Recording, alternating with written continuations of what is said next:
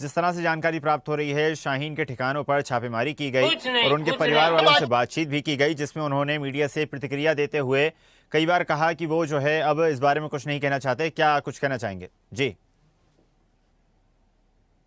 कहना चाहेंगे क्योंकि जाहिर सी बात है, लगातार जिस तरह से ब्लास्ट के बाद जिस तरह से सतर्कता, चाहे वो एनआईए की हो, चाहे एटीएस की हो, चाहे वो जम्मू कश्मीर पुलिस की हो, गुजरात की, लगातार। और ऐसे में राजधानी लखनऊ की अगर हम बात करें तो यहाँ पर देखिए शाहीन का मकान था और यहाँ पर एनआईए कल से लगातार यहाँ पर पूछताछ करी थी। जो उसके रिश्तेदार हैं, रिलेशन के लोग हैं, उन लोगों को भी। हालांकि उनके भाई से आज हम लोगों ने बात किया, वहां पर उनके भाई का साफ तौर पे कहना है कि पूछताछ के दौरान एनआईए की टीम ने जो भी पूछताछ किया, बहुत नॉर्मली तरीके से, मतलब किसी परिवार के सदस्यों को टॉर्चर नहीं किया। उन्होंने उनसे पूछताछ की कि शाहीन कब यहाँ आती थी, कब से नहीं आ रही है। तो इन सब चीजों का उन लोगों ने साफ तौर पर उन्होंने जवाब दिया कि शाहीन से नेटवर्क उनसे लगभग 5 से 7 साल से शाहीन से कोई नेटवर्क नहीं था। लगातार वो लखनऊ इन लोगों के पास आती थी। हालांकि यहाँ लखनऊ आती थी लेकिन वो अपने मकान तक नहीं आती थी और इनके भाइयों से कोई इनका मतलब नहीं था। हालांकि शोएब का साफ तौर पर कहना है कि शोएब भी जो है शाहीन का वो भाई है बड़ा। उसके बाद जिस तरह से, क्योंकि जाहिर सी बात है, देखिए शाहीन और उसका जो दूसरा भाई है परवेज अंसारी, इनकी जो गतिविधियां थी वो कहीं ना कहीं से पूरी तरह से संलिप्तता पाई भी गई है जांच के द्वारा। क्योंकि सूत्रों के द्वारा कई बार कहा जा रहा है कि शाहीन के ही संपर्क में ये चारों जो आतंकी थे, ये बराबर जो है इनके संपर्क में थे, इनके संरक्षण में थे। और इसकी कहीं ना कहीं इसकी जो मास्टर माइंड है वो भी सूत्रों द्वारा जानकारी मिल रही, कहीं ना कहीं शाहीन का उसमें रोल भी आता है। हालांकि देखिए एटीएस और एनआईए की टीम अभी भी लखनऊ के अंदर ठहरी हुई है और लगातार जांच कर रही है। कई ऐसे संदिग्ध ठिकाने हैं वहां पर भी जा रही। कई जो इनके रिश्तेदार हैं उन लोगों से भी पूछताछ की जा रही कि शाहीन का कहाँ लखनऊ में आना जाना था। लखनऊ में कोई बड़ा प्लान तो नहीं करने वाले थे ये लोग।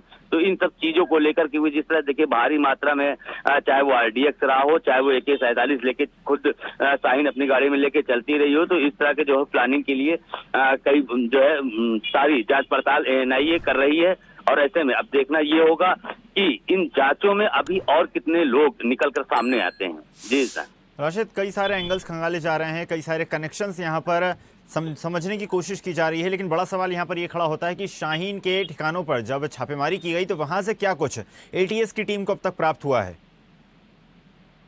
देखिए जिस मकान में शाहीन का जो मकान डालीगंज वाला है वो इनके पुश्तैनी, उनके फादर का मकान है और यहाँ पर उनके भाई और उनकी बहनें रहती थी। हालांकि शाहीन का इस मकान से कोई लेना देना नहीं था। शाहीन यहाँ पर इन लोगों के नेटवर्क से में नहीं रहती थी क्योंकि उसका ठिकाना ज्यादातर वो बाहर रहती थी और इन लोगों से। तो हालांकि घर में उनका कुछ नहीं मिला, लेकिन जो शाहीन के पास से जो बरामदगी हुई थी, जो एटीएस ने जो गिरफ्तार किया था उसमें फरीदाबाद से, तो उनमें जिससे AK-47 बरामद हुआ था, आरडीएक्स वगैरह जो उनके जो उनका सहयोगी जो आतंकी संगठन थे, जो सहयोगी लोग थे, उनके पास से बरामद हुआ था। हालांकि पूछताछ के दौरान जितने भी अभी ये लोग पकड़े गए हैं, इनके पास से जो संदिग्ध तौर पर जिनसे पूछताछ की जा रही है, उनके पास अभी किसी तरह की कोई मात्रा कोई चीज बरामद नहीं हो पाई है, ना ही कोई। हालांकि देखिए लोकेशन, फोन और सभी के पूरे परिवार लोगों की मोबाइल ले लिए गए थे। पूरे परिवार के मोबाइल लेकर उनकी लोकेशन ट्रेस की जा रही थी। जो इनके मामा, इनके जो भांजे वगैरह रहते थे जो चौक क्षेत्र में लखनऊ के विभिन्न इलाकों में, उन सब जगहों पर लगातार, चाहे वो IIM रोड के मरियाव क्षेत्र में रहा हो, चाहे वो डालीबाग रहा हो, चाहे चौक स्थित रहा हो, चाहे लालबाग, उन सभी जगहों पर एनआईए ने अपनी अलग अलग टीमें भेजकर उन सभी रिश्तेदारों के मोबाइल लेकर मोबाइल खंगाला उन लोगों ने कि किसी प्रकार की कोई चीजें। हालांकि बाकी चीजें अभी स्पष्ट तरीके से निकल कर सामने नहीं आ पाई हैं कि अभी जो है एनआईए भी बता पा रही है कि अभी क्या क्या चीजें इनके अन्य लोगों से बरामद की गई है। बिल्कुल राशिद, तो माना जा सकता है जांच पड़ताल के पश्चात ही अब मामले में आगे खुलासे हो पाएंगे। आपका बहुत बहुत धन्यवाद जुड़ने के लिए और जानकारी साझा करने के लिए। ताजा खबरों के लिए लाइक, फॉलो और YouTube पर सब्सक्राइब कर बेल आइकन दबाएं। साथ ही ताजा अपडेट्स के लिए SwadeshLive.com पर विजिट करें।